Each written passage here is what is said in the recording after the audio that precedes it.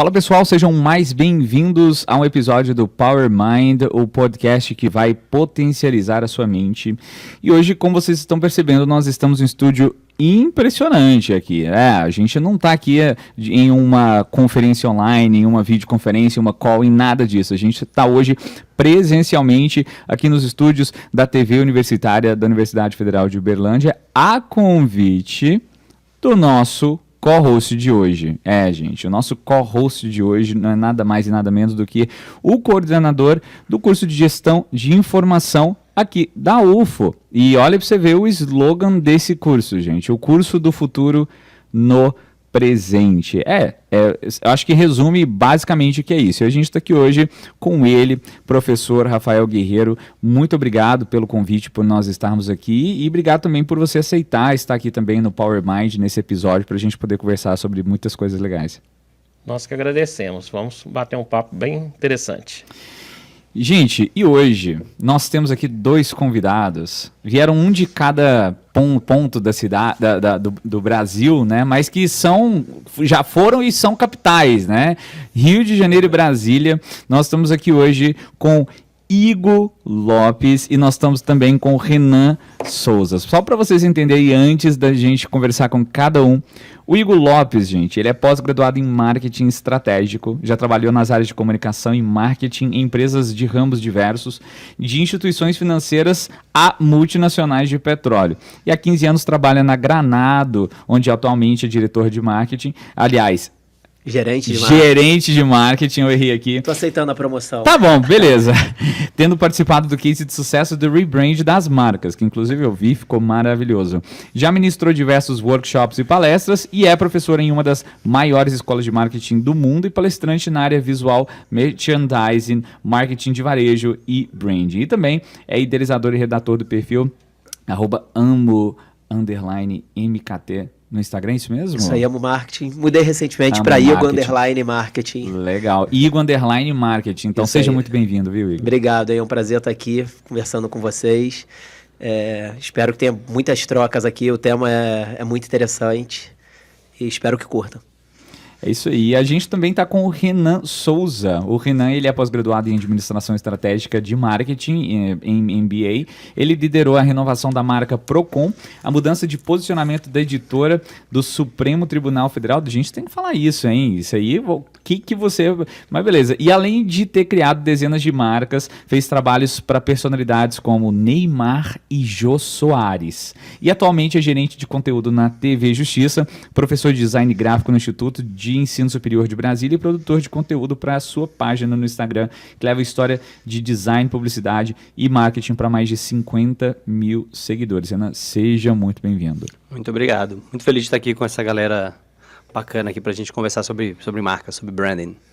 É isso aí, gente. E, bom, para a gente poder começar, a gente vai dividir o nosso papo aqui em 2 pontos, né? Porque vocês estiveram aí alguns dias atrás fazendo uma palestra aqui na UFO, né? E vocês trouxeram sobre o tema ESG, que a gente vai abordar aqui também.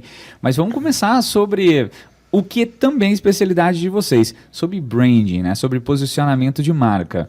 Bom, como é que surgiu, Renan, essa vontade ou esse interesse seu por essa área? Porque a gente tem, pouco tempo, uma fissura, né, entre o marketing analógico e o marketing digital. Como é que foi o seu interesse? Foi na era do analógico, se sim? Me conta um pouco sobre essa história. Interesse sobre branding, especificamente, você fala? Sim.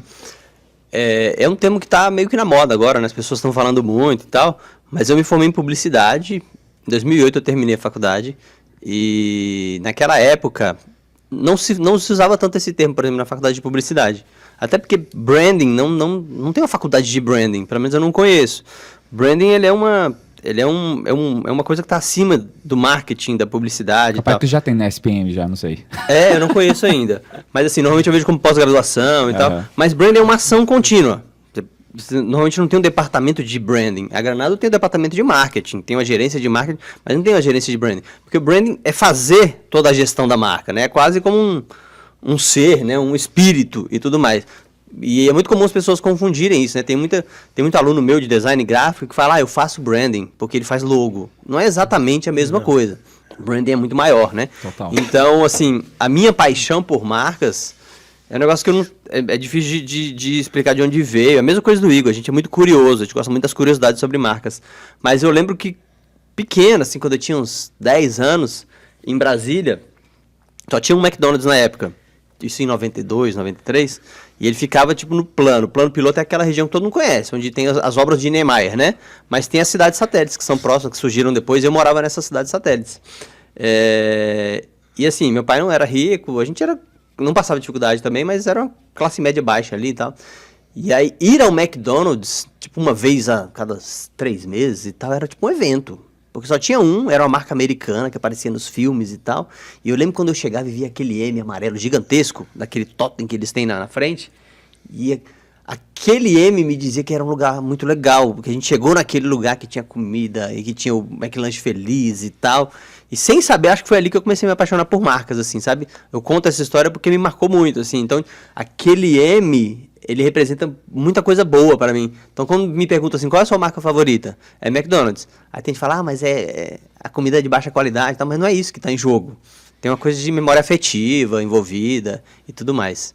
E é muito interessante, né? A gente falando sobre branding e tá falando sobre qualidade de produto, que, assim, obviamente, se complementam, mas em essência podem se atropelar, né? Então não tem absolutamente nada a ver. Você pode ter uma qualidade excelente de produto sem ter um branding forte e aí a sua marca não vender, e como ao contrário também, né? Você pode ter um super branding e seu produto ser meia boca lá, a qualidade, e arrebentar de vender, né? Porque é o que o McDonald's ele conseguiu trazer, né, para sua marca, mas muito legal. E agora, Igor, e você? Como é que começou tudo isso, né? Porque, cara, esses dias atrás eu entrei no Shopping JK e entrei na loja lá da Granado. Cara, são obras de arte.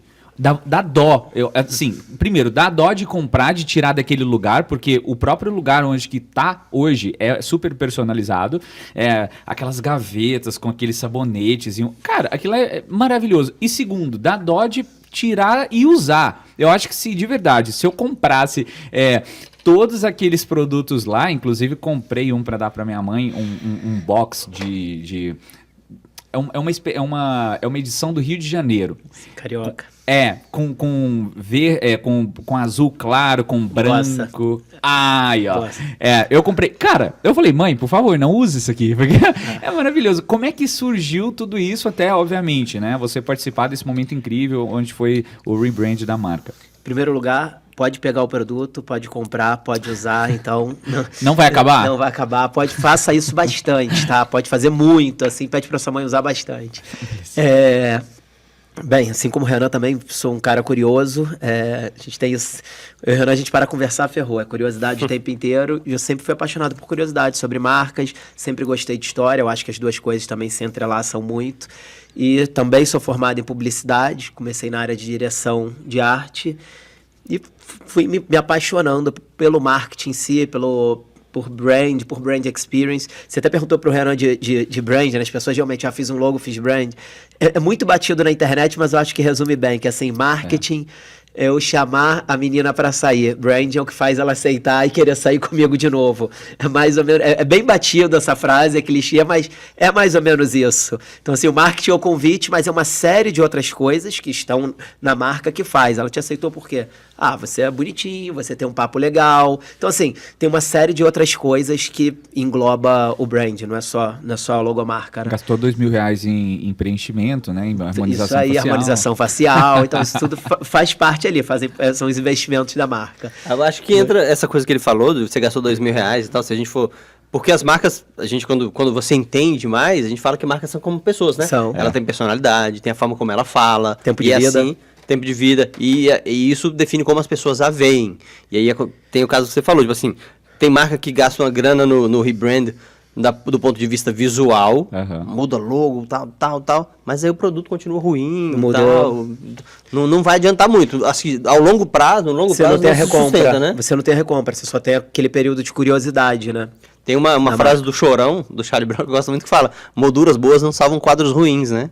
Que é mais ou menos isso. No branding, as duas coisas têm que caminhar junto, né? Você tem que ter uma identidade visual muito boa, a qualidade estética tem que ser super top igual a Granado faz, mas tem que ter, também tem que ter um produto de super qualidade. Porque senão a pessoa não vai comprar novamente o sabonete da Granado, porque ele é um pouco mais caro. Sim. Se você for... Você vai pagar só pelo design da Granado? Se você pagaria muito mais barato num produto que é igual? Não, porque também tem a questão de um produto de qualidade. E até o exemplo que você deu também, a gente está falando muito sobre falar a verdade também, né? As marcas hoje em dia, sobre questão de essência, você citou o produto Bossa. Esse produto Bossa, eu participei da criação do Carioca, que foi o produto que deu origem ao Bossa até. Ele era uma embalagem da Granado da década de 30, que era uma embalagem de laxante. Só que era uma embalagem linda, que é o Cristo Redentor. Então, para você ver como também a gente ressignificou uma coisa, um produto que a gente não vende mais, a gente ressignificou, virou uma linha de cosméticos. Hoje a nossa linha mais vendida é Carioca e Bossa. Inclusive na Europa, agora é verão, então as duas estão sendo muito trabalhadas lá fora. E para você ver também como isso acaba fidelizando você sem saber. E quando o cliente sabe desses detalhes do brand, tipo assim, eu acredito que hoje, quando você olhar para o sabonete da sua mãe, você já vai ter outra visão. Caramba, olha, isso aqui era uma embalagem de um remédio. E olha só como os caras deram ressignificado, trouxeram a vida, e hoje é um produto premium que está à venda em Paris, em Londres. Então vai muito além realmente só da marca ou só do produto. É um conjunto, né, de ativos que muitas vezes está ali inerente ao produto e a pessoa não sabe. Mas quando é feito com verdade, eu acredito que nos vários pontos de contato ali, você acaba passando, transmitindo isso. E as pessoas me conhecem por 2 pontos. Por camiseta cinza, quem me conhece mais próximo, né? Camiseta cinza e sabonete verde da Febo. E, cara, Amazônia. A Amazônia, né? Pois é, cara, aquilo lá é maravilhoso, né? Eu particularmente, cara, eu não troco aquilo por nada. De verdade, se não eu for na hora de tomar banho, não tiver esse, e tem que ser o verde, tá? Já consegui, eu vou fazer o enviado pra ele, vou pegar seu endereço, sim, você vai receber. Olha que maravilhoso. Teve um cara que viralizou pouco tempo, eu não sei se você viu, que o aniversário, ele também é muito fã de Febo, e a galera deu de aniversário, todo mundo deu um Febo pra ele de aniversário. Mas isso que eu ia te falar, vocês isso descobriram acontece. e mandaram um kit. Mandamos kit pra ele. Cara, isso acontece comigo. Pessoal, a minha mãe, inclusive, olha pra você ver, agora na casa dela, provavelmente nesse momento, ela ligou um tempo atrás, ela falou, olha, eu sei que tá aí, ó, você num lugar que você tá talvez no PDV não acha, então já deixei aqui comprado 4 pra você poder levar. Porque ela sabe, se não tiver o sabonete verde da Febo, eu não tomo banho. Mas, eu quero aproveitar o gancho aqui, porque eu conheci, a princípio, o Renan e depois o Igor pelas redes sociais. Porque o Renan, ele tem um trabalho muito interessante, sensacional, sobre branding, já há um bom tempo, né, Renan? @Renan Souza Branding, hein? Com S. Renan Souza com S. E que deu origem aos cursos sobre branding que os dois trabalham junto. Então, eu vou aproveitar para fazer uma pergunta que vai falar da marca Granado, mas obviamente que vocês poderão abordar o tema junto. O Renan falou sobre personalidade de marca, né? E as pessoas comentam muito a respeito de, meio que virou uma obrigação na área, criar a persona da marca, né? Eu gostaria que vocês abordassem um pouquinho essa questão da persona da marca e utilizando como referência se vocês fizeram isso lá na Granado.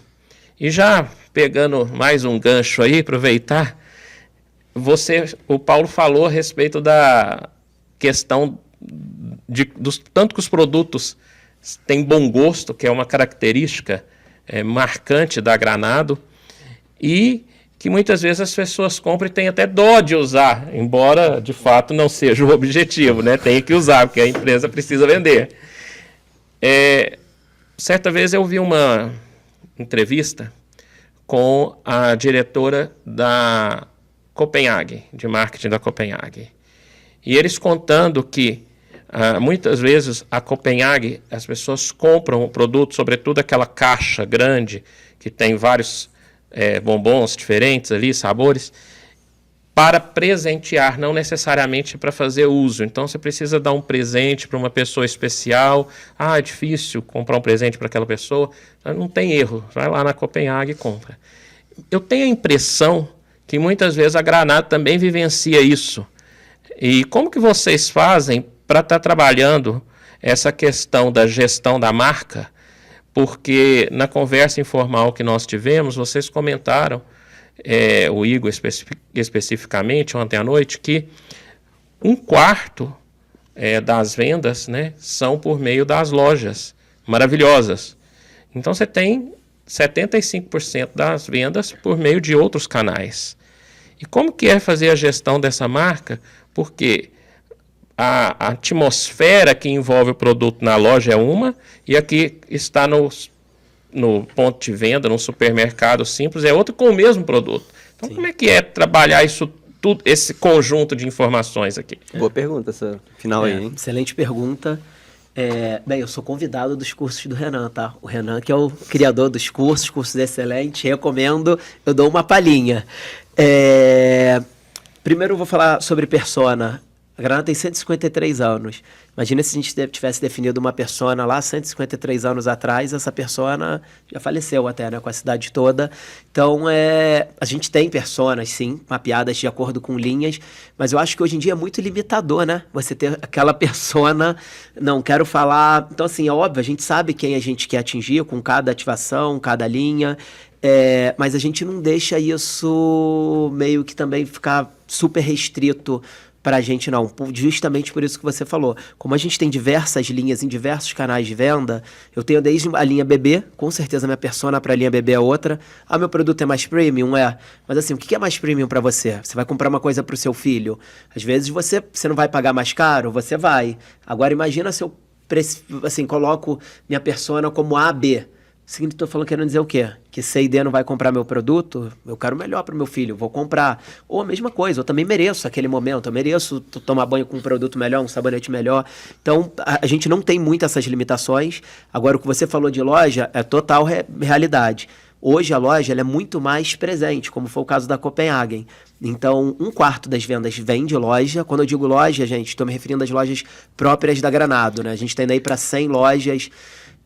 No Brasil deve estar com mais de 94, tem 2 em Londres, 3 em Paris e 1 em Lisboa. E é interessante salientar, porque muita gente pensa que Granado é franquia, e não é franquia. Não é. Então eles têm um desafio gigantesco, que é gerir esse negócio de lojas próprias. Isso aí. Mas justamente por não ser franquia. A gente não é franquia porque a gente não quer perder o controle sobre a imagem da marca, sobre atendimento, que tipo de sacola estão usando, a exposição do produto exata. Quando você abre franquia, você tem uma série de limitações, não adianta. Você não é o dono da loja, né? Você é o dono da marca, mas a loja tem um proprietário. Então, as lojas são próprias e, de fato, são muito mais para comprar presente. Significa que se você... Ou um perfume. Vou comprar um perfume, eu vou na loja. Mas hoje a gente tem mix diferente. Tem produto que nem vende na loja, você encontra na farmácia, como o tradicional polvilho antisséptico. Está completando 120 anos agora, esse mês. E tem produtos que você só acha na loja, que são justamente os presentes. Aí você falou que foi num shopping e viu a loja linda, né? Assim, visual merchandising, vitrine, atendimento, o sound brand, a música, isso tudo faz parte ali do universo da marca. Tinha a música também. A música é específica. Realmente. X% da música que toca é bossa nova, X% é chorinho, X% é da década de tal. Pô. Isso tudo é pensado. Então, no momento que você vai lá, você comprou o presente para sua mãe. Você comprou o estojo de sabonete. Mas aí depois você entrou numa Drogazil, numa Araújo, aqui em Minas. Mas você viu o nosso polvilho antisséptico, você viu o nosso sabonete líquido, você carregou toda aquela construção de marca daquela loja do shopping que você viu. Até eu estava comentando com o Renan das notícias que era agora que a gente acabou de abrir as lojas em Londres. Pô, vou comprar o sabonete daquela marca. Assim, bem ou mal, eu construí um valor, uma imagem premium da marca ali. Eu sei que tem qualidade, tem tradição. Então, a loja serve muito, realmente, ponto de experimentação. Eu acredito muito que a compra é decorrência da experimentação de marca. Quando digo experimentação, não só do produto, mas da marca mesmo, vivenciar a marca. Então, a pessoa vai na loja, tem aquela experiência. Quando ela vai para o supermercado, farmácia, sites, ela acaba transportando aquilo e leva para os produtos do dia a dia dela. Isso é interessante porque, por exemplo, tem marca que faz o caminho oposto. Tem marca que só vendia na internet ou à distância e não tinha ponto físico. E em certo momento elas criam alguns pontos físicos para as pessoas terem um contato com essa experiência que eles criaram. Porque muda muito, né? O contato com a marca, ele fica mais valorizado e tudo mais. Um exemplo interessante da experiência, tem algumas que são muito, muito notáveis, né? Assim, por exemplo, a gente foi ontem jantar no Outback, né? E aí a luz é baixa, tem a história que você chega, tem o pãozinho e tudo mais. Tem todo um conjunto de atributos que faz com que você lembre de Outback de certa forma, né? Tanto é que teve uma matéria do Washington Post que o cara falou, por que o Outback é tão adorado no Brasil? Sendo que nos Estados Unidos não é uma marca mediana, né? E aí tem todo esse conjunto de coisas que fazem com que a gente lembre de Outback. O aniversário, normalmente é um lugar que você vai para comemorar com os amigos e tal. Então, tem uma série de coisas. E aí veio a pandemia, né? Como fazer para minimamente manter a experiência? Aí eles faziam, quando você comprava pelo delivery, eles mandavam um papelzinho que falava, vamos tentar manter a experiência Outback na sua casa. Aí falava, comece apagando as luzes próximas, coloque a nossa playlist, aqueça o pãozinho no micro-ondas, sabe? Para tentar, claro que é totalmente diferente, mas assim, tentar manter o clima, porque aquele clima é muito, muito próprio da marca. Não é só o sabor da comida, é todo um conjunto de elementos que estão em volta dela, né? E sobre essa questão de persona que ele falou, eu também sempre tive esse questionamento do Igor. No marketing, na área de gestão de negócio de maneira geral, tem os modismos, né? Nós passamos por diversos modismos. Sim. E as agências, óbvio, muitas vezes elas precisam aproveitar essas ondas aí para surfar nos modismos e vender as consultorias. E aí a persona ela teve muito em evidência nos últimos tempos, a coisa de 2015 para cá, o pessoal tudo criando a sua persona, etc.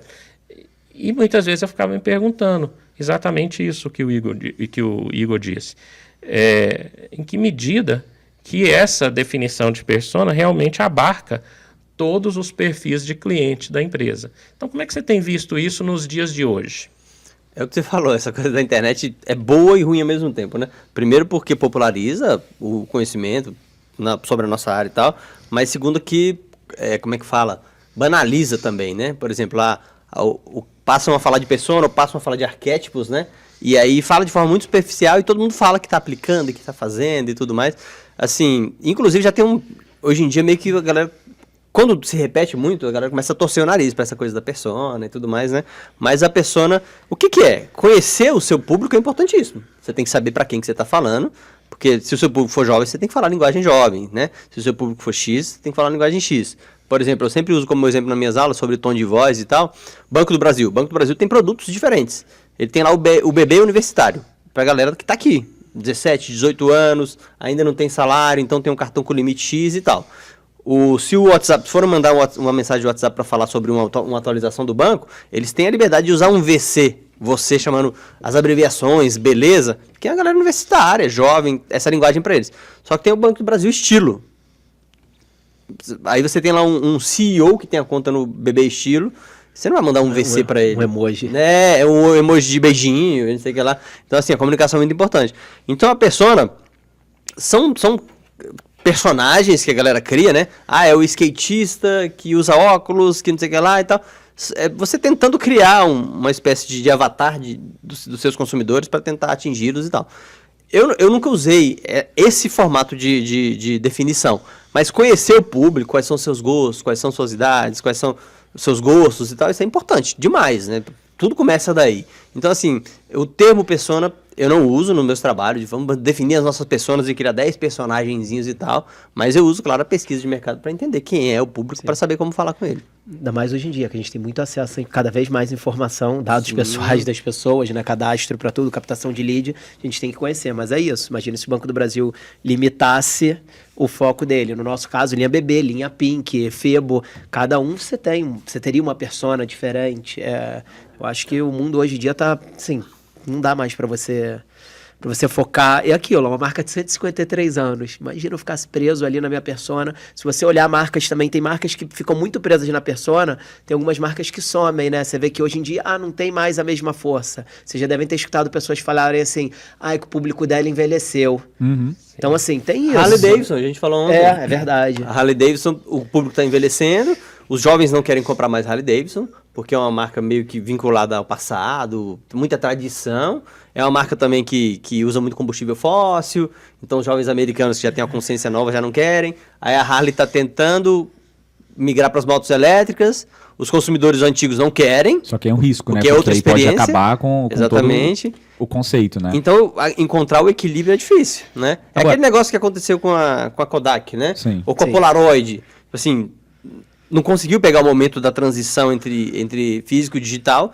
Ele não apostou e falou, vamos continuar na revelação física. Tinha porque não vai mudar. tecnologia e não usou. Exatamente. Então, não é fácil, né? Gerir essas marcas gigantescas aí, porque são muitas decisões a serem tomadas, né? Agora, essa questão que você abordou das redes sociais, da internet, que divulgam muito o trabalho de marketing, a gente está falando sobre um assunto que foi tido como novo nos últimos 5, 7 anos aí, mas que se a gente for analisar, a origem dele é muito mais antiga. A gente fala sobre segmentação de mercado há 60 anos, há 50 anos. E quando vai falar sobre segmentação de mercado e definição de público-alvo, é a mesma coisa. Só que pega um conceito antiquíssimo e dá uma roupagem nova para vender coisa online. E aí as pessoas acham que tem que fazer aquilo ali daquela forma. Sendo que muitas vezes... eu costumo dizer que o arroz com feijão bem feito atende plenamente a sua necessidade e às vezes entrega mais satisfação, né? Até porque a maioria nem está fazendo arroz com feijão, né? Agora, uma coisa interessante, né? A gente falando dessas marcas que estão passando por esse desafio. Agora, outras marcas, elas já nasceram no digital. Né? A gente pode pegar, por exemplo, uma marca bem interessante que, enfim, teve seu estouro aí de visualização por meio do Shark Tank, né? Que foi a Insider, né? Que agora virou uma marca de roupa minimalista, podemos dizer, né? E a sua concepção é no digital. Como é que vocês veem essas marcas hoje que nascem no digital? Como é que é o processo de posicionamento, de branding que elas têm que ter, tendo em vista que elas não têm pontos muito importantes que o mercado físico utilizava, como, por exemplo, o cheiro, a luz que você disse, ou mesmo um atendimento personalizado. Como é que vocês dois veem isso? Vou começar pelo Renan e depois o Igor também fala. Como é que vocês veem esse posicionamento agora no digital dessas marcas que nasceram também no digital? Sim. Tem pontos positivos e negativos, né? Começar no digital. Porque, por exemplo, a camiseta, né? Um dos grandes produtos deles é a camiseta, Sim. que amarrota pouco e tudo Tech mais, né? T-shirt. Sim. Antiodora. E Aham. tal. Mas aí o lance é um produto que normalmente você precisa tocar, né? Entender, sentir e tal. Então, o cara tem que inventar formas de transmitir essa informação, né? De que a camiseta é boa e tudo mais. Então, tem empresas que foram muito bem nessa parada. Tem a Warby Parker, que é uma empresa de óculos nos Estados Unidos, que eles foram considerados há 5 anos atrás a Netflix dos óculos. Ele falava, o mercado é dominado pela Luxottica, que é uma marca italiana, que produz, sei lá, 70% dos óculos do mundo e tal. Tipo assim, todas as marcas que fazem óculos, eles são donos da Ray-Ban. Arnett. Então todas as marcas que fazem também o óculos da Lacoste, eles fazem para todo mundo. Então eles dominam o mercado e eles quase que definem o preço. E aí esses caras falam, a gente usa óculos de grau, é muito caro, mas nunca muda porque tem uma marca dominando tudo isso aí e eles controlam o preço. O que a gente pode fazer?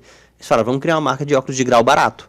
E aí eles queriam vender pela internet. E eles falaram, mas como é que a gente vai fazer óculos de grau? Como é que você testa óculos de grau?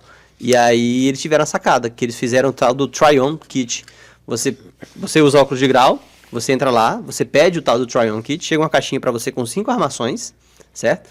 E aí você experimenta o que você mais gosta, devolve. Você não pagou nada até agora. O americano também é um pouco diferente do brasileiro, Sim. né? Você devolve e aí você manda a receita, porque o grau é padrão, e aí eles vão pegar aquele óculos que você escolheu. Então você teve... É uma marca virtual, uma marca do digital, mas que usa a experiência física para poder finalizar a venda. A Granado já teve um kit de experimentação, ainda tem esse kit, acho que vai até voltar agora online essa campanha. Você compra, são 5 mini perfumes, e o que você gostar, você tem um valor X de desconto para comprar o perfume em tamanho real. Deixa de ser um kit de experimentação.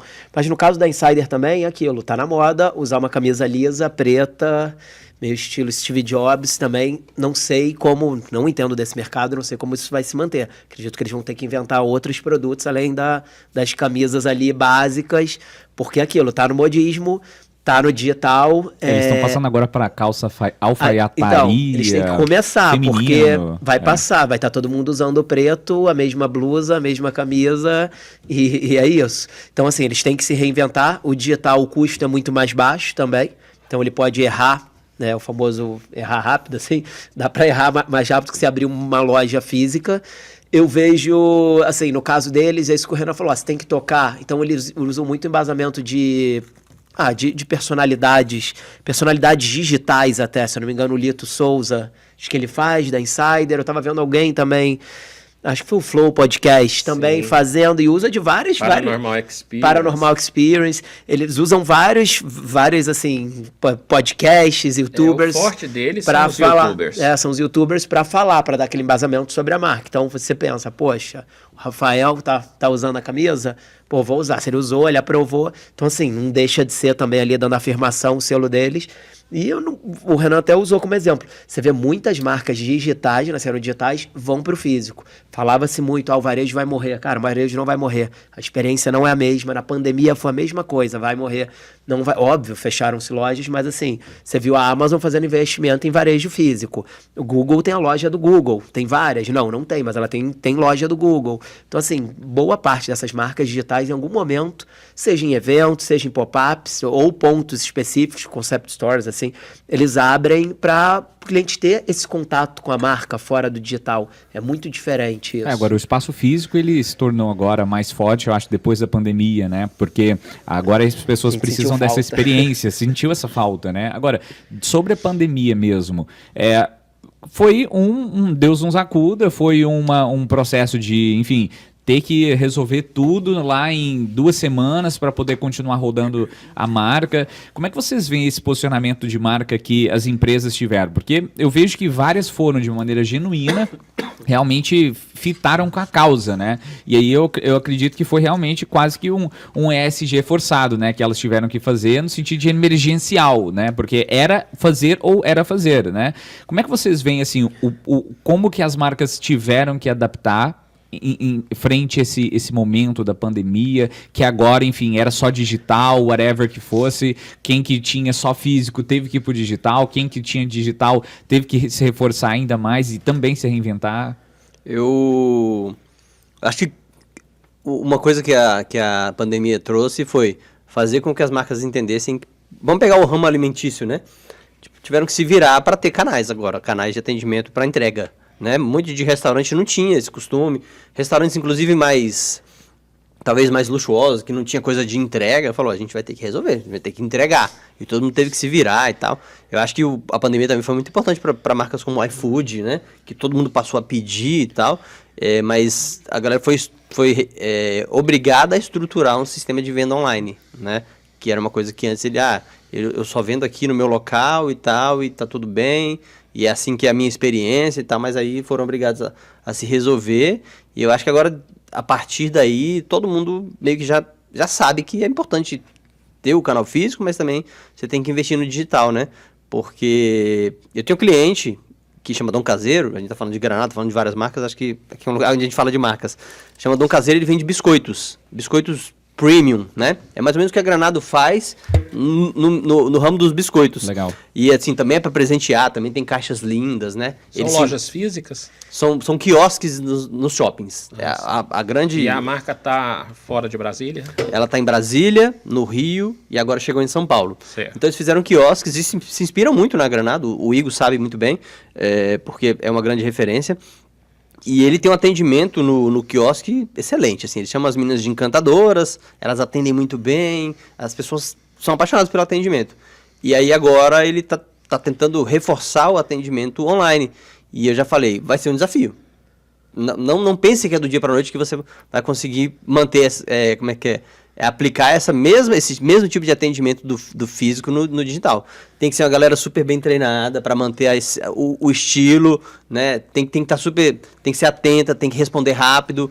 Então, assim, não adianta você pensar, eu tenho um atendimento muito bom aqui no físico. Quando você for pro digital, é outra história, completamente diferente. O Igor deve ter algum exemplo para trazer. E não é só atendimento /venda, né? É experiência, né? Sim. O Renan falou, teve um recente, teve uma promoção na Granado e alguém entrou no direct, via direct da rede social, num domingo, 10 da manhã, meu pedido, reclamando de uma coisa do pedido. Aí deu 1h da tarde, é um absurdo, não me responderam. Só que assim, cara, entrou no direct da rede social, nem ao saque da empresa. Poxa, e a pessoa da rede social ainda respondeu no mesmo dia, assim, a pessoa ainda fez questão de responder, mas acho que isso também, essa questão do atendimento da pandemia deixou a gente mais imediatista, né? Então, assim, um absurdo. Comprei hoje, não chegou amanhã na Amazon. Nossa, olha só. Então, a gente ficou muito mal acostumado com isso, né? Mas, voltando para a pandemia, foi o que o Renan falou, acelerou a entrada digital de várias marcas. A Granado cresceu muito, especificamente no digital, na pandemia. Nunca mais os números voltaram a ser o que era antes da pandemia. Nós já tínhamos implantado coisas, óbvio que não pensando na pandemia, mas a gente já tinha, por exemplo, o Collect to Go, né? Você comprava online e retirava na loja. Então, foram coisas que deram uma facilitada, mas chegou na pandemia também, deu um boom que não deu para atender.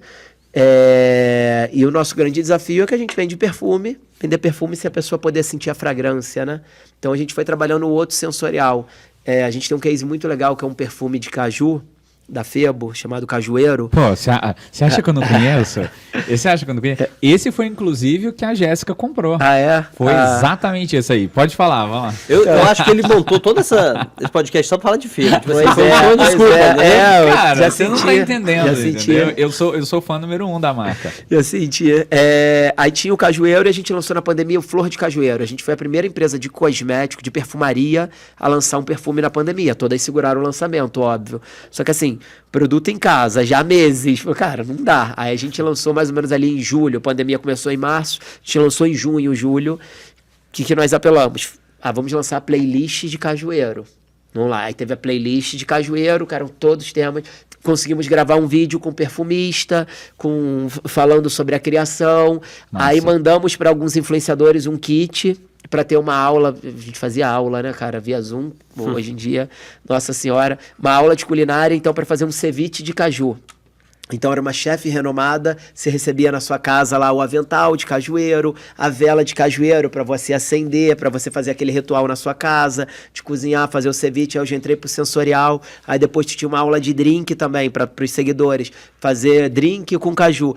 Aí fomos abordando através de vários sentidos, vários pontos de contato, para lançar o perfume sem a pessoa poder sentir o cheiro, né? Mas ela vendo o caju em forma de um drink, na comida, na música, para tentar transmitir isso para a pessoa. Então foi desafiador. A gente acabou desenvolvendo, por exemplo, displays para PDV que você aproxima a sua mão, ele borrifa o perfume sem você ter o toque no perfume.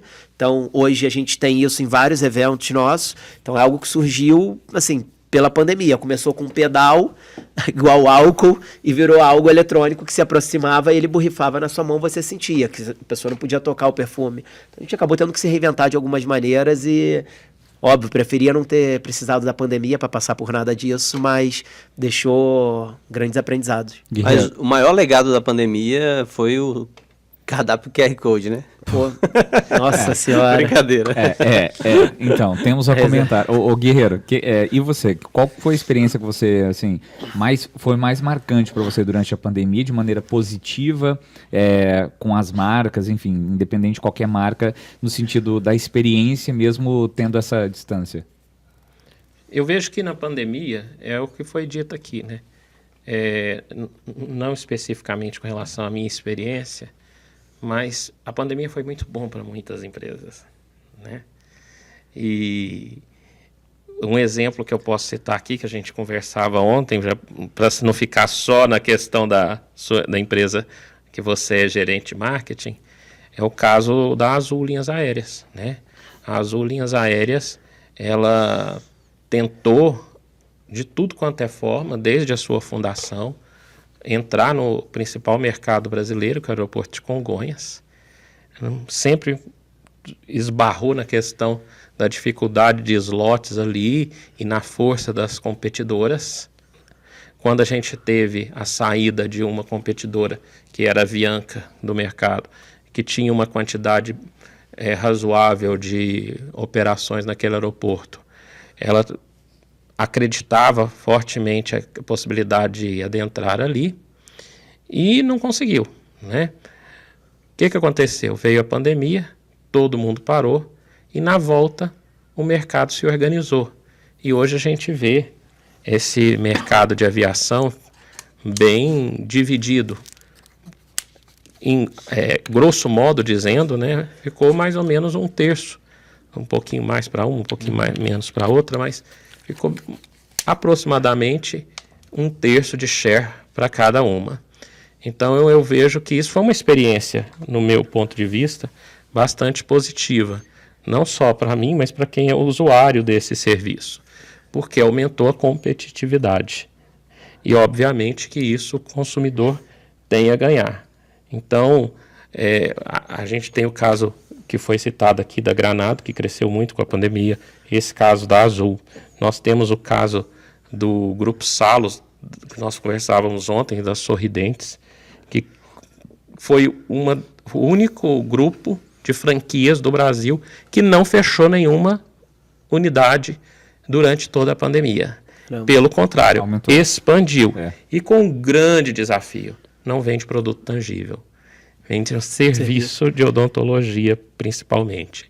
E vende na Geolaser, beleza, né? E que estava fechado.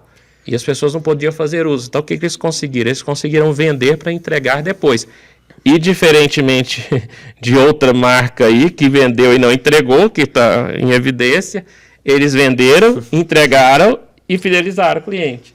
Então, eu acho que a maior experiência para a gente é essa, aprender... Qual de outra marca, Guerreiro? A questão do outro assunto que a gente já discutiu, né, das milhas aí, que dispensa citar.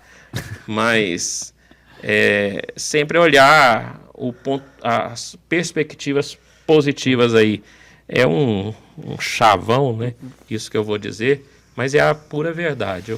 A gente que trabalha no ensino superior, com essa área de marketing, quando vai fazer análise de ambientes de mercado, eu costumo mostrar que ele deu um ideograma chinês, que, se não me engano, é chinês mesmo, ou japonês, mas acho que é chinês, que representa ao mesmo tempo ameaça e oportunidade.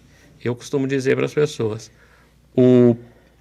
a cultura asiática, seja da China, do Japão, daquela região ali, é uma cultura milenar.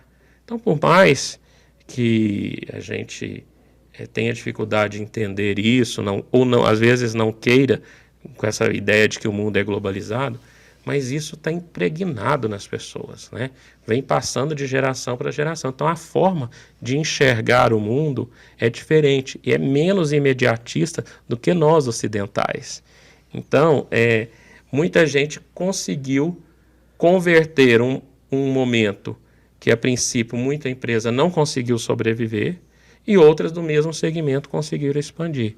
Porque é enxergar oportunidades por trás das ameaças existentes. Agora, Renan, em relação a essas oportunidades, né? Bom, uma coisa é a gente falar sobre produto, a gente falar sobre venda, a gente falar sobre experiência. Outra coisa é a gente falar sobre emergência, que é o que aconteceu com essas marcas durante a pandemia. Como que você vê, e provavelmente você acompanhou várias delas, como que você viu essa forma diferente de expressar da marca, agora de um ponto de vista emergencial, né? Porque uma forma é como a marca se posicionou durante a pandemia para poder vender o seu produto.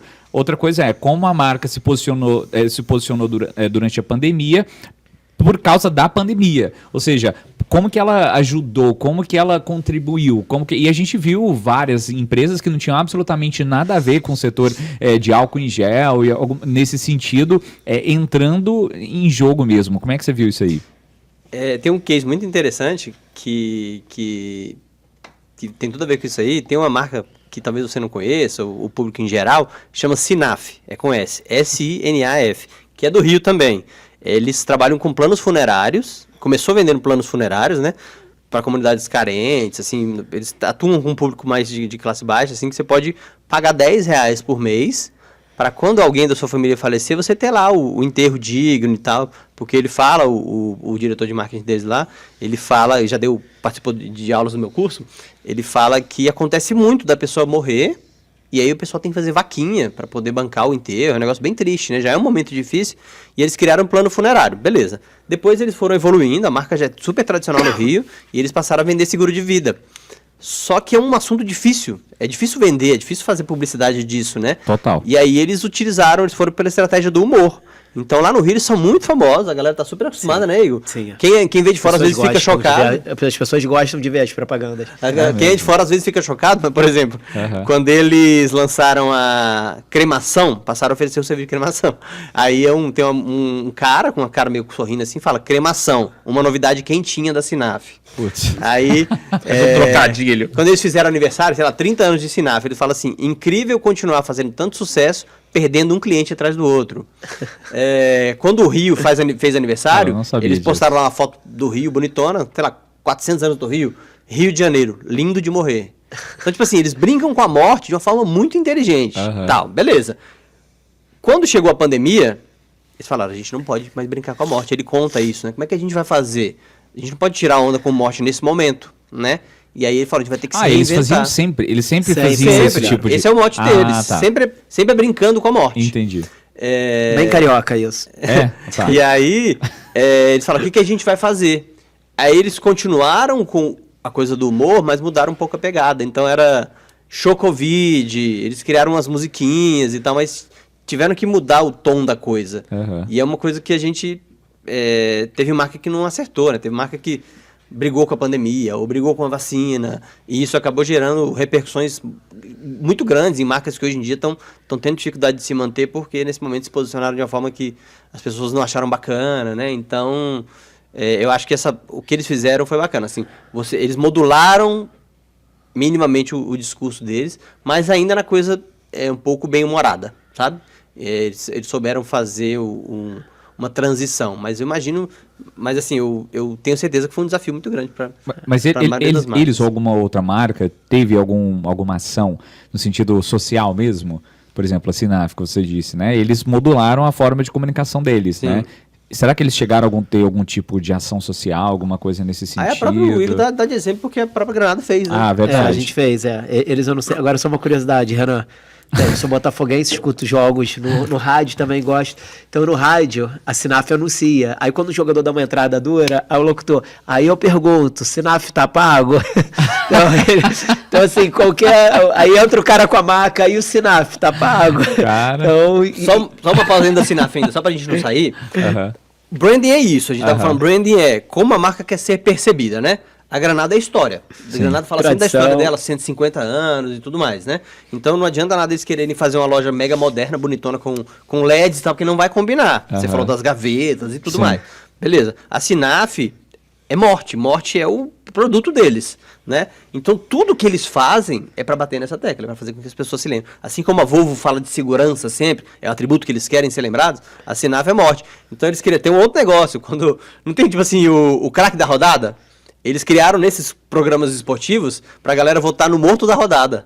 O cara que não correu, o cara que não andou. Porque tem a ver com o que eles vendem. Eu acho sensacional como eles fazem publicidade. Renan tocou em LED aí. Esse foi um assunto delicado, sabia, na Granado? A gente foi testando. Todas essas empresas de LED sempre procuraram a Granado. Pô, vocês têm que botar, não adianta. Realmente, a marca, ela tá com esse estilo de loja aí já há uns 15 anos e ultimamente a gente tem modernizado dentro do vintage tradicional, mas criando perfumarias da Granado. Então a gente começou testando numa loja container pop-up, uma vez, 2 vezes, botando um vídeo, ver se casava.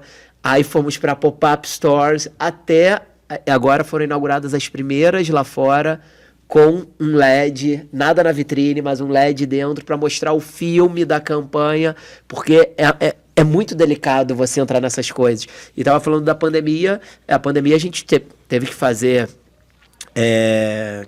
diversas ativações, a gente foi cobrado, até comentei que a gente sempre fez muita ação social, a gente só não marketizava isso, a gente não divulgava isso por escolha própria.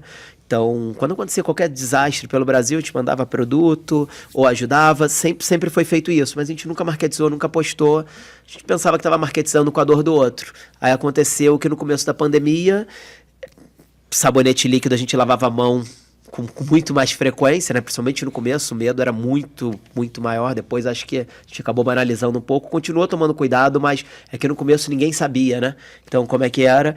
E o Unicef procurou a gente, olha, vocês têm...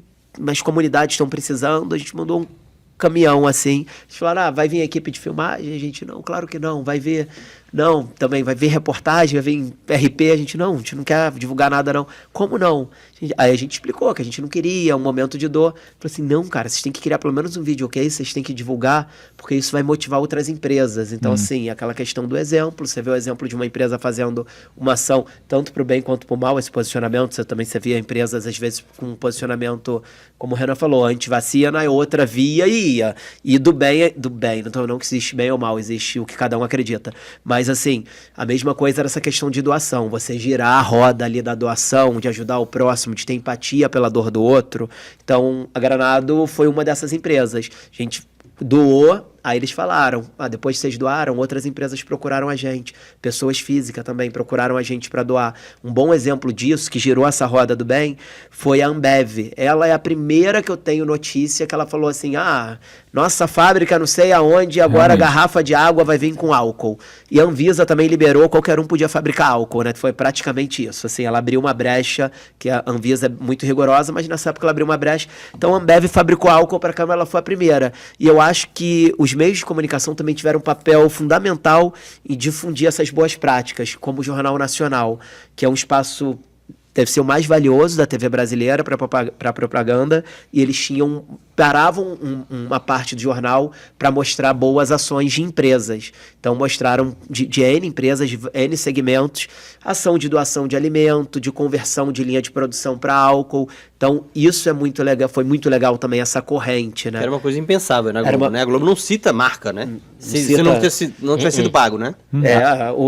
Recentemente, eu acho que ela passou a chamar, nem sei se já chama o Red Bull Bragantino de Red Bull Bragantino, mas assim, a Neoquímica Arena do Corinthians, ela chamava de Itaquerão, Arena Corinthians. Então é algo que a Globo, ela é muito cuidadosa com isso. Então ela parou o Jornal Nacional, era o apresentador dela falando para mostrar essas boas práticas. Então hoje a gente tem uma série de iniciativas, seja de preservação, a gente tem um programa Vida Livre, tem fica ali no Distrito Federal até, que pega as onças do Pantanal de queimada e, assim, tratam elas e devolvem pro habitat, fica lá em Brasília até. Então, assim, a gente tem vários que o Instituto Arara Azul, hoje em dia a gente faz conteúdo sempre sobre essas iniciativas para motivar outras pessoas, doações.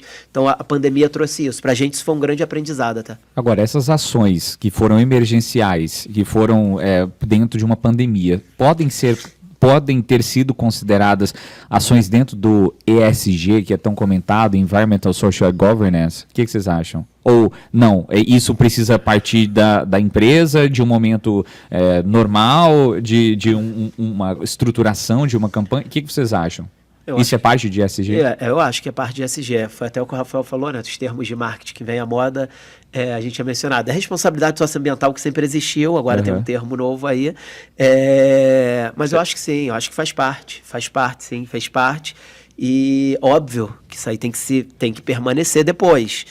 Talvez empresas que não olhassem para isso passaram a olhar para a pandemia e criaram mesmo algo mais estruturado. Mas eu acho que sim, apesar de terem sido emergenciais, eu acho que fazem parte. E é muito legal que muitos projetos permaneceram depois. Talvez não dando álcool, mas um apoio a uma comunidade.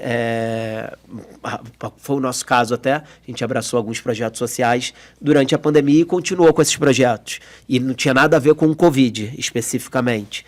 Então, eu acho que fez parte, sim. Eu acho que trouxe uma luz para essa questão do ESG. Então, deixou em foco e eu vejo uma evolução nesse ponto, em toda a indústria, investimento. E dos consumidores também. Eu acho que eles estão escolhendo melhor as marcas, mais atentos nas iniciativas de cada marca. Parece uma campanha da Reserva. Ela começou, foi na pandemia, aquela de 5 pratos para uma camiseta. Eu não lembro agora, mas... Acho que é uma coisa anterior, né? É uma coisa anterior. É anterior à pandemia. Pra você ver como é genuíno até também. Não foi a pandemia que motivou eles a fazer. Legal. Porque a gente tem o environmental, que é o ambiental, o social e a governança, né? Só que a gente vê muitas empresas focando em social e ambiental e esquecendo o terceiro, né? Como é que vocês veem hoje o posicionamento dessas empresas aí? Talvez elas não fazem isso porque não dá muito holofote ou porque não tem muitas ações interessantes, impactantes para fazer. Sobre o G da governança? Sim. Eu acho que é uma coisa mais interna, que normalmente costuma acontecer. Por exemplo, a Granado tem lá o relatório socioambiental, que ela apresenta para o investidor, porque aquilo é muito importante para quem vai entrar ou para quem vai investir, saber o que a empresa faz. Então a governança é uma coisa de transparência também, né? E tem um exemplo clássico que é a Volkswagen, né? Volkswagen, sei lá, deve ter uns 10 anos, o tal do como é que é? Alguma coisa Gate, Volksgate, que eles... Né, nessa coisa de o mundo está mudando, você tem que emitir menos carbono e tudo mais, e aí emissão de poluentes, eles fizeram lá uma mutretazinha no sistema do carro para dizer que o carro estava emitindo a porcentagem que é regulamentada, mas estava emitindo muito mais. Me lembro. E eles fizeram muito isso, foi um negócio gigantesco, assim, no Brasil, inclusive. De ilegalidade. Foi um escândalo. E aí quando se descobriu... Eles tiveram multas bilionárias e tal. E depois vocês procuram no Google aí o estoque da Volkswagen no deserto. São milhares de carros que não podem ser vendidos porque estão com esse sistema aí, né? Carros a diesel, Amarok, só carros. Pois é. E aí o que isso traz? É tipo assim, as marcas que tentam fazer esse tipo de coisa meio enganosa, elas têm que tomar muito cuidado, assim, porque em algum momento a coisa aparece, né? E aí, para reverter essa imagem aí, para reverter essa imagem de que é uma empresa que engana o consumidor, é difícil, né?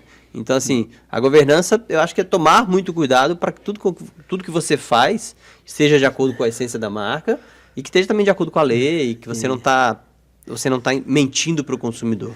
O Renan citou a Volks, eles têm um caso curioso, foi no 1º de abril de uns 2, 3 anos atrás, dia da mentira, eles começaram, de fato, a Volks hoje deve estar ali batendo na Tesla, assim, para se tornar a maior produtora de carro elétrico, assim, das grandes montadoras, eles investem muito, só que eles inventaram que o nome ia ser Volkswagen, porque volts de energia, só que era uma piada de 1º de abril, lançada nos Estados Unidos, que onde estourou o Volksgate, aí o escândalo, poxa, caíram em cima, a mídia caiu em cima, porque, logo vocês estão vindo com essa brincadeira de energia limpa, no 1º de abril, olha a multa bilionária, os processos que vocês têm nas costas, você falou da governança, falou do relatório socioambiental, Granado lançou pelo 3º ano, é muito recente. Dieselgate.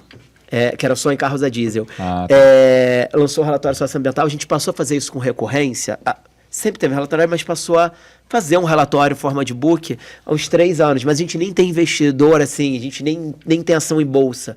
Por lei, a gente não precisa. A gente não precisaria dessa prestação de contas. A gente faz isso pela gente, que é legal também você ver, colocar, olha o que nós fizemos ao longo do ano. Total. Prestar conta aos nossos consumidores, a gente disponibiliza isso em PDF, tem isso online, é óbvio, envia para banco, envia para fornecedor. No momento que o Rafael é um fornecedor meu, ele recebeu o meu relatório, talvez eu já mude um pouco a cabeça do Rafael, não dá para eu ter tal prática, que olha só, a Granado está de olho nisso, as práticas da Granado são ambientalmente responsáveis, então eu não posso jogar meu resíduo em lugar errado. Então assim, você também vai mudando uma cadeia, né? Então a gente passou mesmo sem ser obrigado, a gente passou, aquilo ali tem meta, E mostrar que é uma marca coerente também, né? Isso. Agora, Granado é grande, né? Agora, vocês acham que as pequenas empresas, elas conseguem trazer ações de ESG? Porque assim, me parece às vezes, inclusive a gente estava comentando isso ontem, a gente tem a população, não vou falar forçando, mas pressionando algumas empresas a adotarem medidas, né, voltadas da ESG, mas aí eu fico pensando, parece que é o ovo e a galinha, né, quem nasceu primeiro, né, foram as empresas, né, que começaram com essa vontade, ou foi a população que começou a pressionar as empresas a fazerem isso. E aí, beleza, chega nesse ponto que as grandes empresas se veem pressionadas por modular suas ações. Agora, as pequenas empresas, elas conseguem de alguma forma também desenvolver ações voltadas para isso? Porque, e outra coisa, e outra pergunta seria, que velocidade que seria interessante, né, o ESG? Ou seja, é um demanding ou realmente é um projeto de empresa? Ou, enfim, mas vamos conversar sobre isso. Deixa eu só complementar aqui, desculpa. Não, que isso. aproveitando a fala dele. Porque custa caro fazer isso. Isso que a gente tem que pensar, né? A gente vê falar muito sobre produtos veganos, cruelty-free, naturais, orgânicos, etc.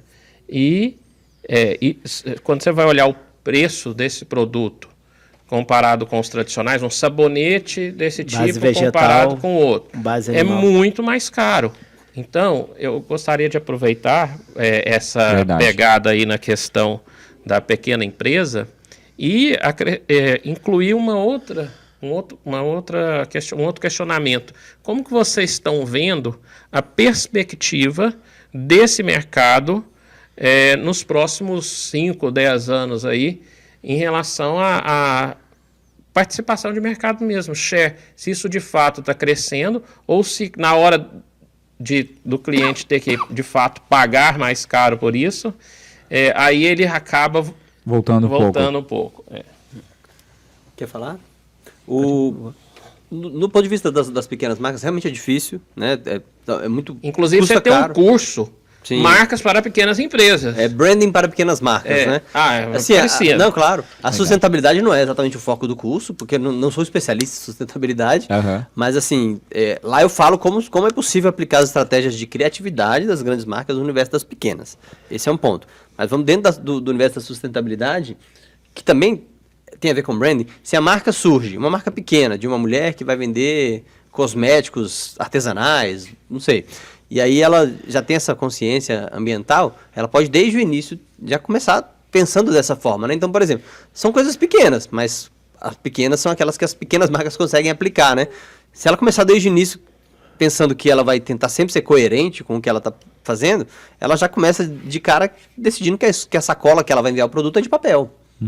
É um detalhe pequeno, mas é coerente com o pensamento dela, ambientalmente correto e também é sustentável, né? Então esse é um exemplo bobo, mas que faz sentido. Outras, por exemplo, a Dom Caseiro, que eu falei também, na época da pandemia, eles só estavam em Brasília, porque já é uma marca média, né? Mas assim, era uma pequena marca naquele momento, e aí quando surgiu a pandemia, eles fizeram um negócio que eles mantêm até hoje, eles investem muito em embalagem, então todos os potes deles têm um laço muito bonito. É a fita de cetim ou de outros materiais que se forma um laço, virou uma marca da empresa. E aí na pandemia, são muitos laços que precisam ser feitos.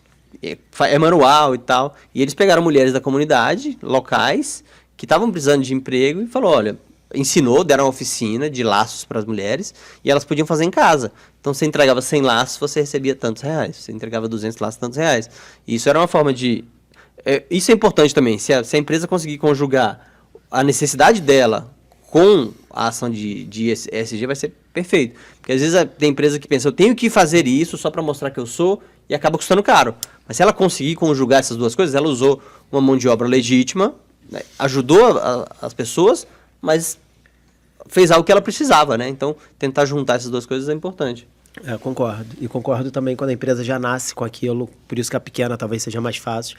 É mais fácil do que você mudar toda uma corporação, toda uma empresa grande, todos os processos, todos os mindsets de todos os funcionários que já vinham com aqueles vícios.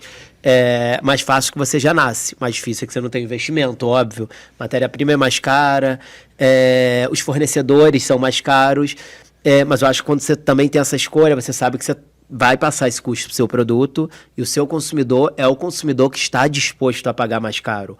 Hoje, as pesquisas apontam que os consumidores estão dispostos a pagar mais caro por empresa que tem boas práticas, que eles se identificam com os valores. Vai ser todo mundo? Não, pode ser que realmente eu não tenho condição de comprar essa água mineral X, porque gostaria muito. Então, assim, você não vai conseguir agradar todo mundo. Talvez então tem empresas que pelo público-alvo não tem como, neste momento que a gente está, adotar o ESG. Não, eu acho que todas têm como adotar o ESG. Acho que aí vai de níveis do que seria. Entendi. Que isso não impacte, óbvio, o preço dele lá. Ele tem que saber, no final ele tem que pagar as contas dele, a empresa tem que ser rentável. Então, assim, eu acho que é toda uma questão de análise, né? Até onde ele consegue ir e repassar aquilo. Quanto mais pessoas consumindo produtos... ambientalmente responsáveis, assim, quanto mais você girar a economia, né, ESG, mais barato vão ficando os insumos, os fornecedores. Então é algo, também você até perguntou, eu acho que um caminho sem volta. O consumidor está mais consciente, a nova geração está mais consciente. Não vamos ficar aqui falando de milênio, geração Z, nada disso. Acho que todo mundo que está vindo já vai vir mais consciente. Eu já sou muito mais consciente que era meu pai, meu filho é muito mais consciente do que eu, e assim vai. E eu acho que, assim, é sem volta. Aí o tamanho dos investimentos, a gente estava até conversando, cara, antes feito do que não feito. Então, assim, vamos começar de uma forma pequena, porque a gente olha para empresas multibilionárias fazendo ações lindíssimas e, poxa, eu não consigo. Então, assim, o Dom Caseiro conseguiu fazer ali do laço. Assim, vai aos poucos, você sempre vai ter algo a mais para agregar. Você sempre vai conseguir fazer um pouco a mais. Mas faz alguma coisa primeiro, aí vamos pro próximo passo. Eu acho que, assim, é um problema, a gente não vai conseguir abraçar isso de uma vez. Inclusive, tem até selos, né, Rafael, que... o pessoal agora, a gente tem esse selo de certificação. Se você, por exemplo, eu não consigo modelar meu negócio, porque o meu negócio ele já está precificado, os meus fornecedores são fornecedores já concretizados, se eu mudar isso aqui, muda toda a cadeia do meu produto. Então, hoje você tem algumas certificações também, você tem a possibilidade de comprar esse selo para poder fazer meio que um processo de equiparação, né, da sua poluição, né? Então, o selo reciclo, por exemplo, é um bom exemplo. Você tem que... Você produz, você tem, se eu não me engano, é 20% ou 30%, você tem que compensar que você está botando uma embalagem, um lixo. Então, você compra esse selo. Aí tem os níveis que você consegue. Então, sim, existe isso. Tem vários institutos também que é justamente para isso. Não sou uma pequena empresa, não tem como eu ter uma fazenda de energia solar, mas você consegue comprar energia limpa também. Então, assim, o mercado está se abrindo cada vez mais, você consegue ter possibilidade. Então, curioso é o seguinte, enquanto vocês falavam, fui me lembrando de vários exemplos. A gente que já está mais rodado um pouco, vivenciou isso, no meu caso, que eu estou dizendo, vocês não. Quando eu era criança, era a coisa mais comum você ir ao supermercado e levar as suas compras num saco de papel. Você fazia compras nas pequenas mercearias e eles tinham aquele saquinho que hoje é considerado ecológico, etc. Né? Refrigerante, cerveja, etc. Praticamente todas as marcas eram em garrafas de vidro. Famoso casco. Isso, casco, e que voltavam, né? Então hoje a gente fica falando de um monte de assunto como logística reversa, embalagem sustentável. Opa, isso tudo já existia. Nós estamos simplesmente voltando ao que era, agora com uma embalagem de marketing, né, por trás aí, com uma nova roupagem do ponto de vista de marketing. Mas é aquilo que você falou, pelo menos estamos falando, né? Sim. E acordou e viu que tá voltando. Então, às vezes, penso eu que mesmo as pequenas empresas, se elas olharem para trás um pouquinho, falar, o que eu fazia? O que as empresas faziam antes na minha área que vem com essa pegada aí de sustentabilidade e que nós perdemos ao longo do tempo, que às vezes esquece disso aí. O hábito gera a recorrência em alguns comportamentos. Sim. Então a gente precisa olhar um pouquinho para trás e ver que às vezes são coisas simples que facilitam a vida. E que quando a gente vê você falou, é um assunto que não é novo, sustentabilidade. De fato, quando a gente estuda sobre a evolução do conceito de marketing, a gente vê que isso surgiu ali na década de 90.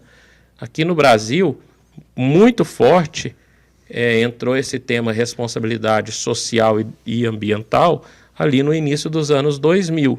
Né? Aí você está falando que eu não sou novo, porque eu sou da década de 90. Você acabou de falar que eu sou velho, Rafael. Não, mas em termos de conceito de marketing, né? E aí, a gente está vendo esse assunto crescer nos últimos tempos, mas vale a pena verificar o que dá para você ir ajustando com as pequenas coisas no seu dia a dia para contribuir nesse sentido, né? Até porque a gente tem que traçar um outro paralelo. Quando a gente fala assim, olha, na década de 70 funcionava assim, as embalagens, por exemplo, qual que era o tamanho da população mundial? Então, tanto que cresceu. E aí a gente vem num crescente de consumismo da população e com essas práticas que hoje são condenadas. Não, e a tecnologia também, por exemplo, você citou a sacola de papel.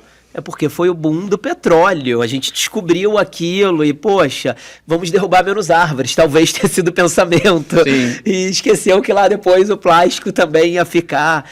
E aquilo, cara, todo mundo tem telhado de vidro. Não adianta. É um trabalho de formiga. Vou dar um exemplo nosso. Até uns 2 anos atrás, na pandemia, a gente mandava almofadinha de plástico bolha. Nosso produto é delicado, tem frasco de vidro, sabonete de vidro, que o vidro que o frasco é de vidro.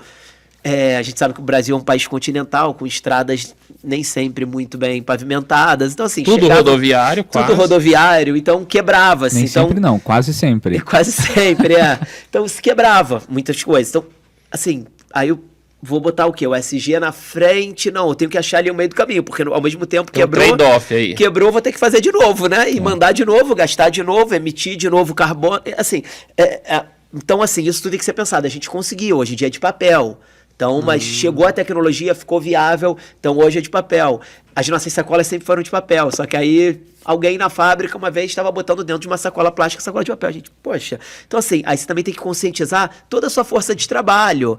Então, é um trabalho, cara, diário. Você sempre vai achar uma coisa. A nossa fita era uma fita durex, né? A gente não, tem a fita de papel. A gente passou a botar a fita de papel. Aos poucos, você vai descobrindo sempre algum lugar que você consegue melhorar.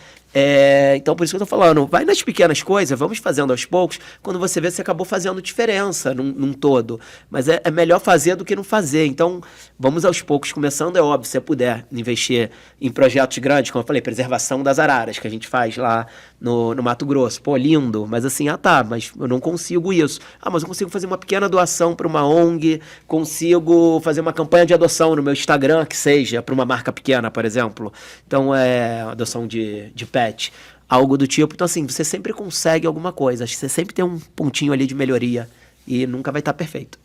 E essa coisa, Renan, dos produtos socialmente responsáveis, que tem um custo mais alto, como é que você vê a perspectiva desse mercado, a hora que o consumidor se depara que ele tem que ter um desembolso, às vezes, de 2, 3, 4 vezes mais por um produto que, comparado com o produto tradicional e o produto hoje que está nessa linha da sustentabilidade? Eu vou fazer vou responder essa pergunta fazendo um resumo. A gente começou falando de branding, né? E a gente foi o que era branding e tal, depois a gente chegou em sustentabilidade. Vou tentar conectar essas duas coisas aqui para fazer um panorama de tudo isso. Primeiro, algumas marcas já conseguem fazer as duas opções. Fala assim, olha, esse aqui é mais barato, mas ele não tem todo esse cuidado ambiental, e esse aqui é um pouco mais caro, mas ele tem. Você decide. Por exemplo, Guaraná Antártica, né? Guaraná Antártica tem o Guaraná de sempre, que a gente conhece, e eles lançaram o tal do Guaraná Natu, que é produtos 100% naturais, sem conservantes. Automaticamente ele é mais caro. E aí o público pode decidir. E o público também vai decidir se esse Guaraná Natu vai sobreviver no mercado. Se o público não pagar e não bancar essa inovação, ele vai sair. Até porque o sabor é diferente, né? Exatamente, entendeu? Então, essa é uma demonstração de que o público é que decide, né? Se está disposto a pagar mais caro ou não, se vale a pena ou não. E aí a gente vai caminhando no processo do branding.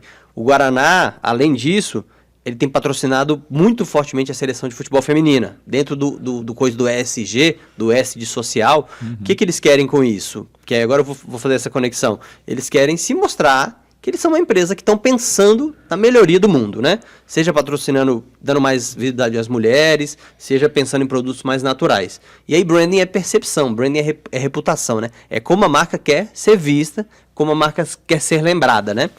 Aí dentro disso, você falou de 1, 2, 3 milhas, né? Por quê? É como o consumidor vê a coisa que importa, né? É um dado chocante que há pouco tempo eu descobri. Um 23 Milhas em 2021 foi o maior anunciante do Brasil. Anunciante é aquele que compra mídia, né? Que compra o espaço na Globo para anunciar, que paga para estar no outdoor e tal. Eles investiram 2 bilhões 2,3 em 2021. E a recuperação judicial que eles estão pedindo é 2,3 também. Ah, é? Qualquer semelhança é mera coincidência. Se eles não tivessem gasto isso, provavelmente hoje eles não... Mas aí de pandemia. E qual que é a mensagem que As pessoas não viajavam. Qual que é a mensagem que isso transmite? O Rafa mostrou LEDs e tal. Todo aeroporto que você vai, todo lugar tem um 23 É milhas. até exagerado. Tem propaganda em todo lugar, né? Cansa. Quando você vê isso, o que você pensa? Pô, essa empresa é forte. Ela tem muito dinheiro. Não é possível que eles não vão honrar a venda, né? Uhum. E é isso que o branding é isso, é a percepção, é como as pessoas veem. Como eu falei, o ideal é que o que as pessoas veem seja a realidade, né? Então a busca é essa. Olha como é importante essa coisa da percepção. O Igor tem falado aí, o Igor falou que a Granado já está em Paris, já está em Lisboa, chegou agora em Londres, né? É uma marca brasileira. Ela tem poucas lojas lá no exterior. Imagino eu que elas vão demorar um tempo ainda para dar lucro. A ideia de ir lá para fora não é só vamos lucrar em cima dos gringos. Não, porque isso demora, né? Mas ontem eu estava conversando com um amigo, me ligou quando a gente estava se preparando para uma palestra que a gente deu aqui na universidade, e aí eu falei, tô aqui com o Igor da Granado, conhece? Ele falou, conheço, estão internacionais agora, né? Foi a coisa que ele falou. Olha. Primeira coisa que ele falou, ou seja, a percepção da marca, que é o que a Granado com certeza está nos planos do Igor. Fazer com que o valor da marca perante os olhos do consumidor seja maior. A pessoa fala, pô, o cara vai no shopping aqui de Uberlândia e tem lá a Granado e ele fala, pô, os caras estão vendendo em Londres agora. Ele passa a tá mais disposto a pagar um pouco mais pelo produto, porque ele sabe que é uma coisa que está lá fora e tal. Então a busca das marcas e o processo de branding é isso. Por isso que eu falei que branding não é uma coisa tangível, né? É fazer toda essa construção para fazer com que a percepção do consumidor com relação à marca seja positiva. Eu estava falando até antes de entrar no ar, a minha diretora, a Cici, ela é a mãe do rebrand da marca, né? Eu até falo que ela é a mãe, que ela que iniciou isso com as lojas. E ela também, ela fica muito surpresa que as pessoas falam, nossa, vocês estão bombando agora e no último ano, nos últimos 2 anos. Cara, tem um trabalho aí, só ela acho que está há 20 anos no marketing ela como esteve diretora. aqui conosco há 12 anos falando sobre isso. Há 12 anos, então. E olha que há 12 anos a gente vai falar, nossa, vocês deram um boom agora, né? Eu devia estar falando isso com ela. Ela, poxa, já estou há 8 anos trabalhando nisso. Agora já está há 20 anos e a gente discuta. Caramba, vocês deram um boom. Não, um trabalho muito longo de construção de marca. Uhum. E até hoje ela fala, nossa, me surpreendo muito que as pessoas... É incrível como vocês no último ano... Então, é isso. É um trabalho de formiga e aos poucos você vai construindo. Tomara que daqui a 30 anos fala, nossa, o boom que vocês deram, continuem dando esses booms aí. Mas o branding é construção dia a dia, né? E para a gente poder terminar aqui hoje nosso episódio, eu gostaria que cada um de vocês pudesse passar para o pessoal que está assistindo, né? São empresários de pequenas, médias empresas, uma mensagem realmente sobre branding, sobre como posicionar a marca, sobre quais são os passos que são importantes de não deixar para trás e que vocês, na experiência de vocês veem que o pessoal renega muito, né? Deixa muito para trás isso. Então, começar com o Renan. Branding também é buscar a diferenciação, né? É tentar se mostrar como uma marca que tem algo novo. Ah, por que mais uma pizzaria no mercado? O que esses caras têm a oferecer? Nada. Então vai ser difícil você conquistar clientes, né? Porque é só mais uma pizza. Ah, mas a nossa pizza é uma delícia. É tão difícil de vender esse atributo hoje em dia, né? Ah, de que o sabor é bom. Pô, é quase uma obrigação que o sabor do seu produto alimentício seja bom, né? Então buscar a diferenciação é o que se faz muito no branding, né? Seja por meio da construção da marca, pode ser por meio da personalidade dela. Ser uma marca, por exemplo, tem um restaurante no exterior, não lembro qual é o país, que as pessoas vão lá para ser maltratadas. O atendente te xinga, muito legal. Aí ele tira a foto com você pra você pôr no Instagram, ele te dando o dedo. Você pede um prato, eu quero a pizza tal, fala assim, vai se ferrar, por que você vai escolher essa? Vai ser burro. Entendeu? Aí vem o pedido errado, né? E aí você fala assim, mas como assim? Eles se diferenciaram por isso. E tem gente que vai lá por causa dessa brincadeira. Então, assim, isso é diferenciação do ponto de vista da construção de marca de atendimento, né? Ah, é uma pizzaria, como a gente falou. Hoje já nem é mais tão em comum, mas, por exemplo, uma pizza quadrada, lá na minha cidade tem. É um elemento que faz com que a pessoa vá lá só para conhecer essa novidade. Isso que é diferente, né? Então, para as pequenas marcas, o que eu sempre digo é, tenta descobrir algo que você faz que o outro não faz. Legal. Para que as pessoas fiquem curiosas de conhecer o seu produto. Verdade. E eu acho também, falei verdade, quando você faz algo genuíno, né? De coração, que você acredita.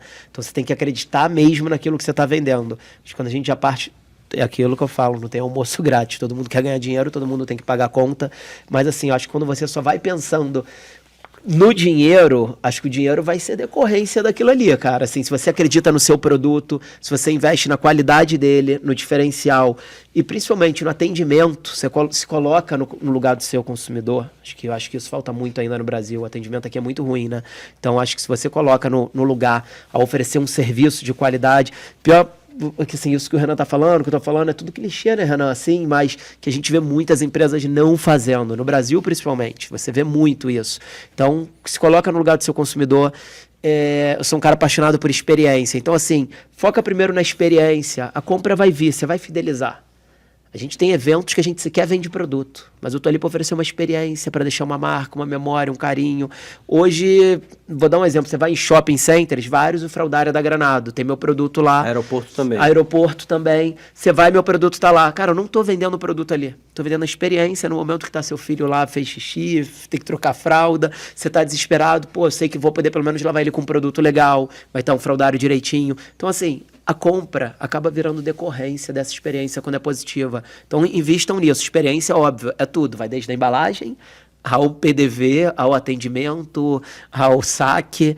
Então, invistam nisso e vendam verdade, vendam no que vocês acreditam, né? Eu falei uma vez lá na minha página, uma vez que eu estava no aeroporto, eu vi o Fraudário da Granado lá no cantinho do banheiro. Olha aí. E eu falei, a publicidade contextualizada é a melhor que tem, né? Total. Quando você... A publicidade normalmente ela é invasiva, ela é interruptiva, né? Ela te deixa puto, né?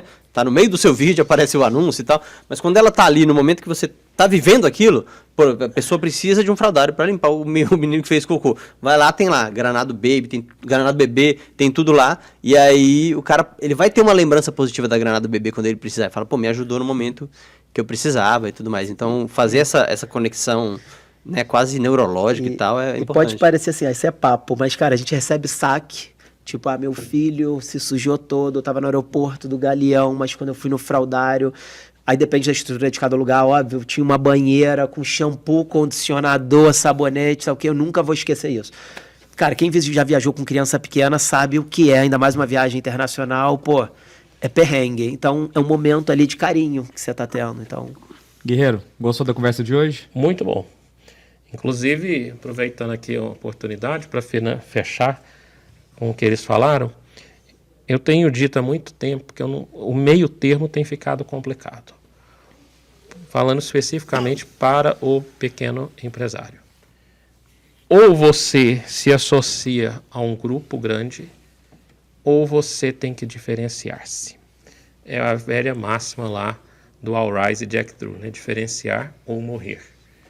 Então, essas práticas que foram ditas aqui, elas são de sobrevivência e de, não só sobrevivência, mas de vivência também. Não adianta só sobreviver, tem que sobreviver com qualidade.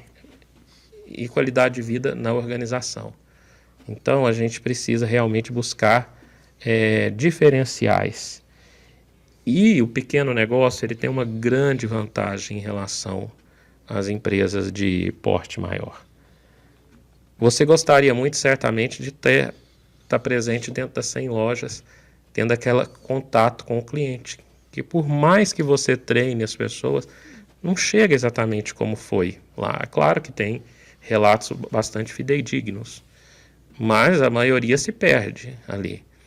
E o dono do pequeno negócio, ele tem essa possibilidade. Então, se ele souber aproveitar, ele vai conseguir atender de forma extremamente diferenciada o consumidor dele.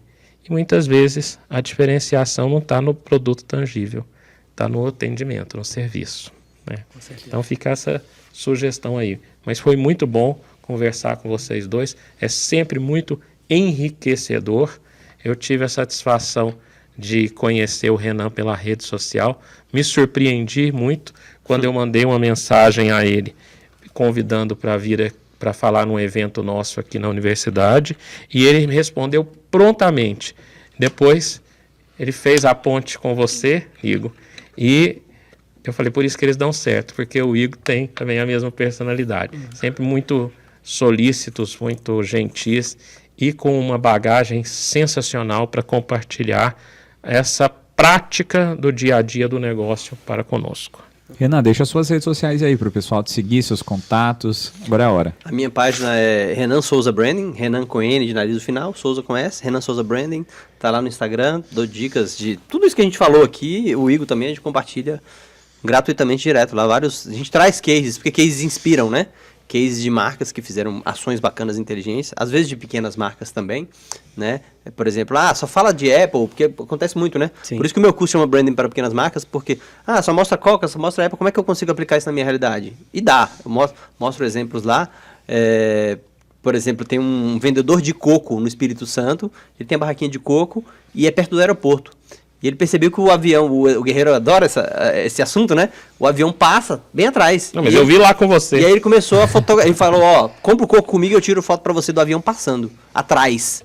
Eu sei os horários dos aviões. Ele vende a foto e dá o coco. Exatamente. No fundo é isso. Verdade, E verdade. aí tem as fotos das pessoas tomando coco e o avião da TAM gigantesco lá atrás, o avião da Gol. E as pessoas vão lá por causa disso. É um diferencial de uma pequena marca, de um vendedor de coco, que não tem marketing, que não tem assistente, nada. Então, assim, a criatividade é o que importa. Eu dou muitas dicas de criatividade lá na minha página Renan Souza Branding. Obrigado por ter vindo, viu, Renan? Eu que agradeço. Igor. O meu é Igor, H-I-G-O, é estranho, H-I-G-O, _marketing. Também dou várias dicas. Pode me seguir também no LinkedIn, coloco muita coisa sobre a Granado. Queria agradecer o carinho de vocês pela receptividade, carinho com a Granado, que eu venho representando a Granado, e carinho comigo também. Eu senti isso em todo momento. Espero que tenham curtido aí. E obrigado e parabéns pelo podcast, pelo trabalho. Guerreiro, suas redes sociais também. Guerreiro das Milhas. Guerreiro das Milhas. Em breve, polêmicas lá. Postadas, né? Verdadeira. Pessoal, eu gostaria realmente de agradecer a todos vocês, gostaria de agradecer ao professor Guerreiro. A gente está tendo aqui um Power Mind aqui completamente diferente, porque nós estamos aqui nos estúdios da TV Universitária. E eu peço para que vocês também possam nos seguir lá nas redes sociais. A gente também está no Spotify, na Apple Podcast e também no YouTube. Esse é mais um episódio do Power Mind. Na próxima semana a gente vai também conversar com um cara que é sucesso na área de programa de fidelidade. Eu não vou falar quem que é não, vocês vão saber, o Guerreiro já sabe quem que é, mas é isso aí. Muito obrigado pela presença, audiência de vocês. Não deixe de se inscrever, curtir, compartilhar com o pessoal. Só com isso que a gente vai conseguir construir e crescer o nosso canal aqui, beleza? Um abração e até mais.